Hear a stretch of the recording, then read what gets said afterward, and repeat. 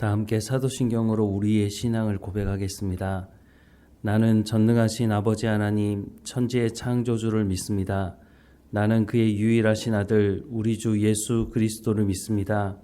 그는 성령으로 잉태되어 동정녀 마리아에게서 나시고 본디오 빌라도에게 고난을 받아 십자가에 못 박혀 죽으시고 장사된 지 사흘 만에 죽은 자 가운데서 다시 살아나셨으며 하늘에 오르시어 전능하신 아버지 하나님 우편에 앉아 계시다가 거기로부터 살아있는 자와 죽은 자를 심판하러 오십니다.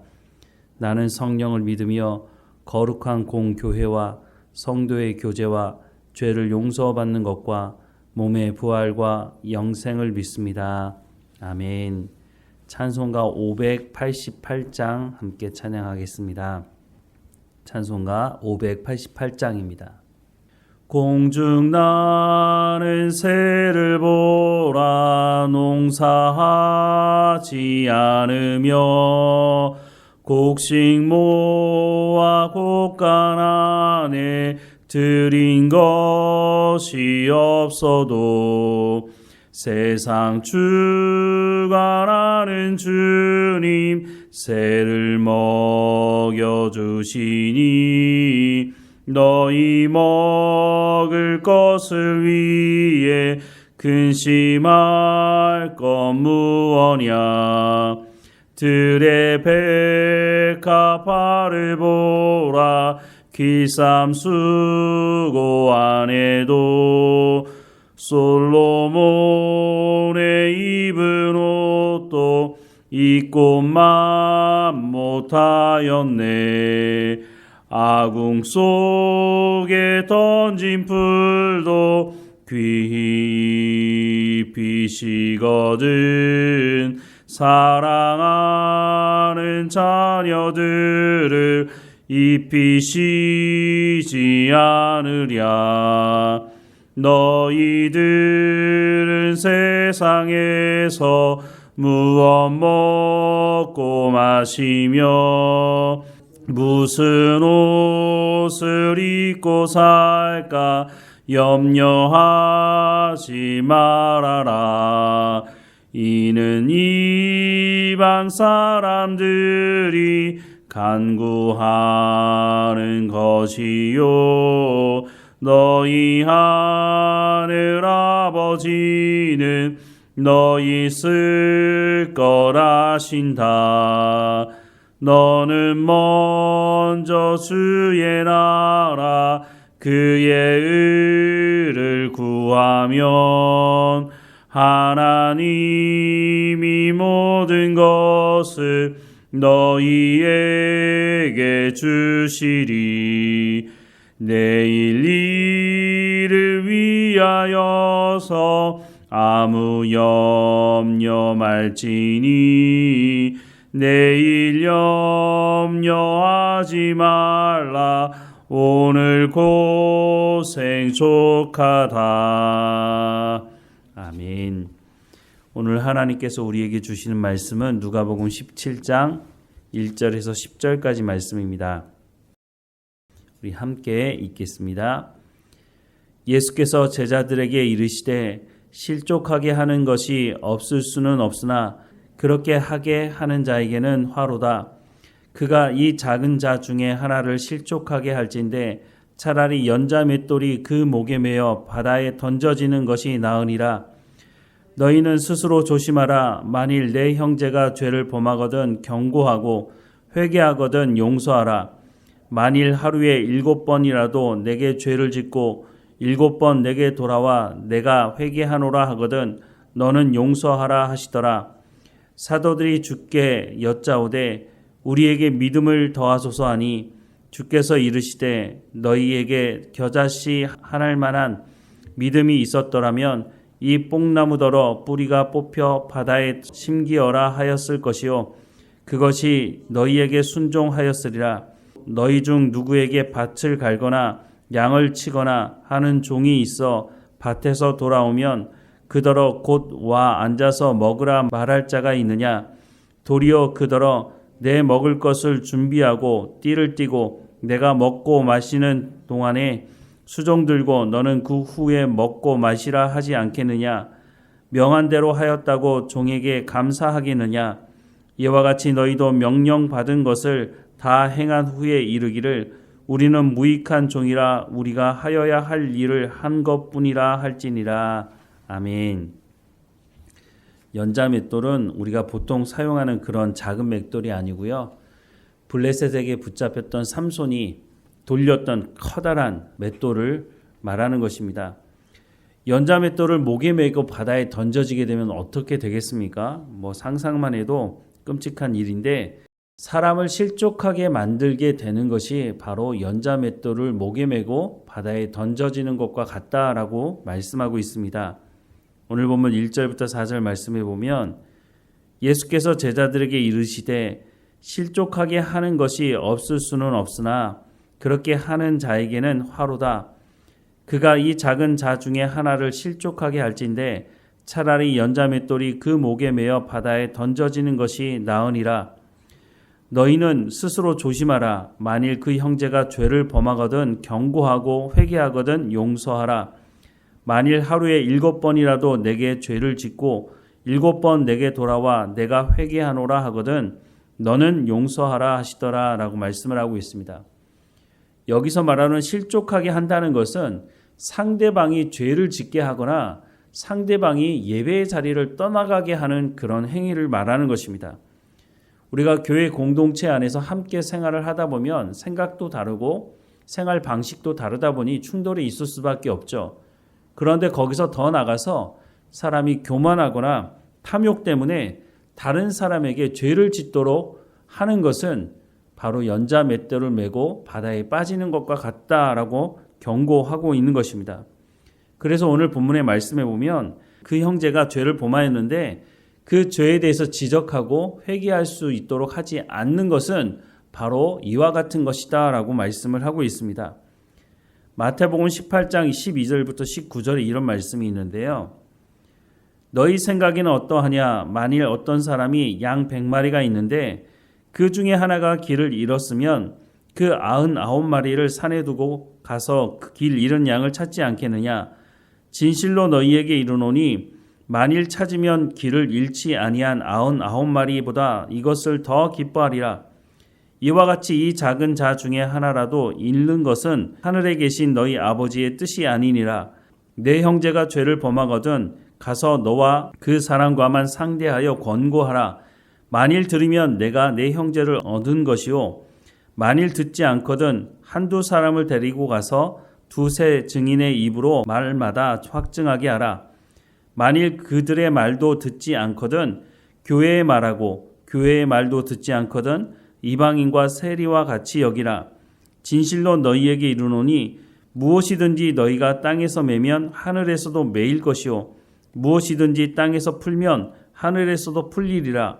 진실로 다시 너희에게 이르노니 너희 중에 두 사람이 땅에서 합심하여 무엇이든지 구하면 하늘에 계신 내 아버지께서 그들을 위하여 이루게 하시리라 라고 말씀을 하고 있습니다.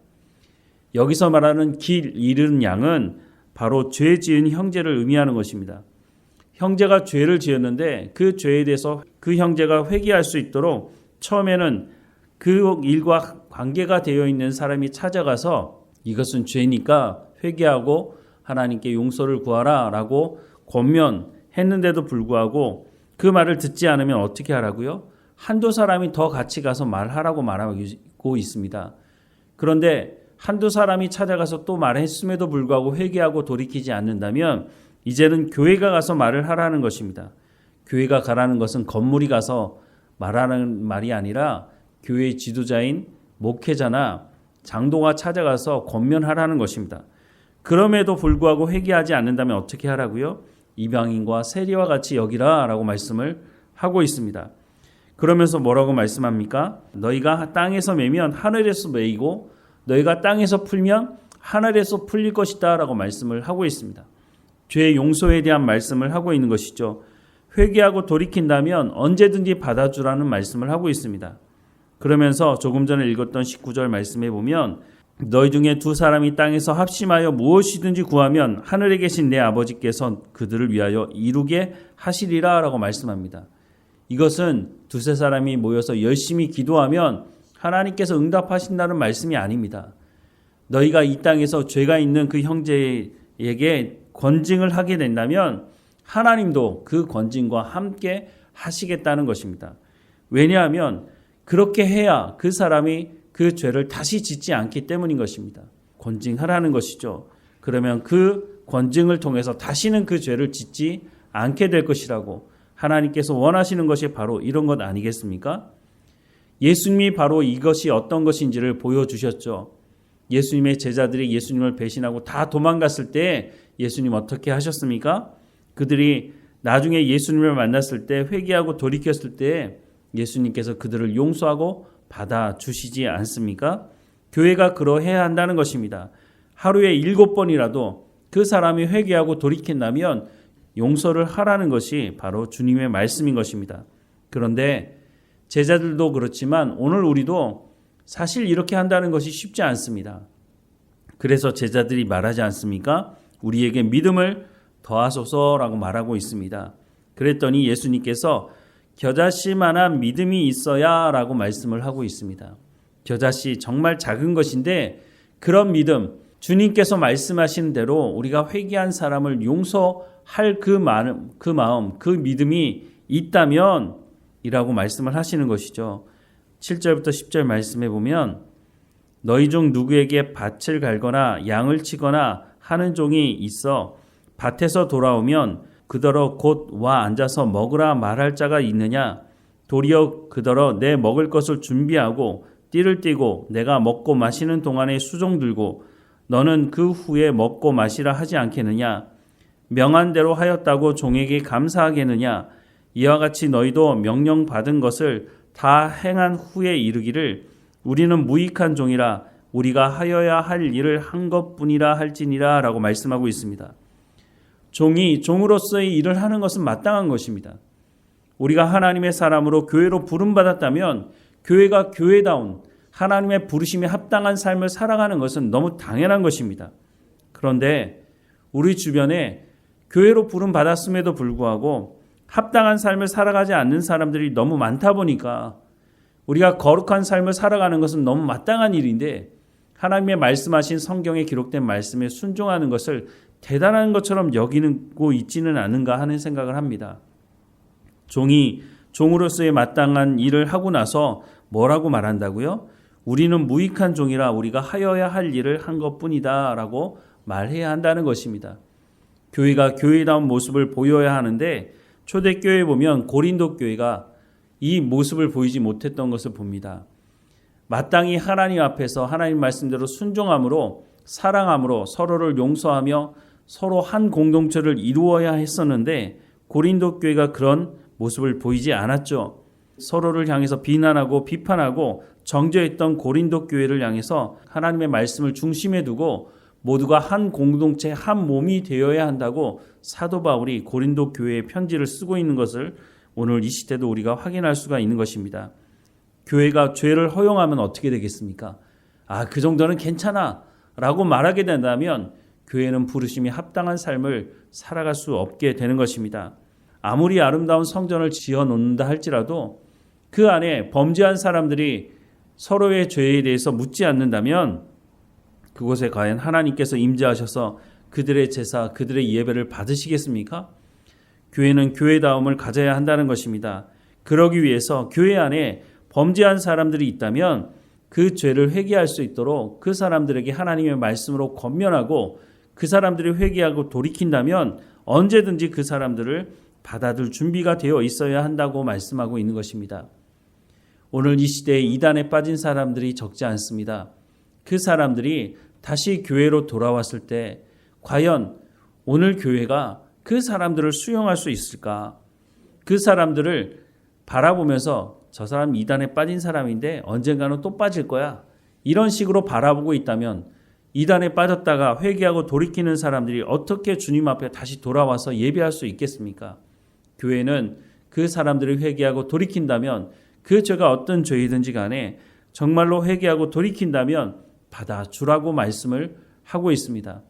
하나님께서 예수 그리스도를 통해서 허물과 죄로 죽었던 우리를 본질상 진노의 자녀였던 우리를 용서하시고 받아주셨던 것처럼 교회는 그와 같이 행해야 한다고 분명히 말씀해 주고 있는 것입니다. 그것이 교회가 교회다운 모습을 마땅히 보이는 길이라고 말씀해 주고 있는 것입니다.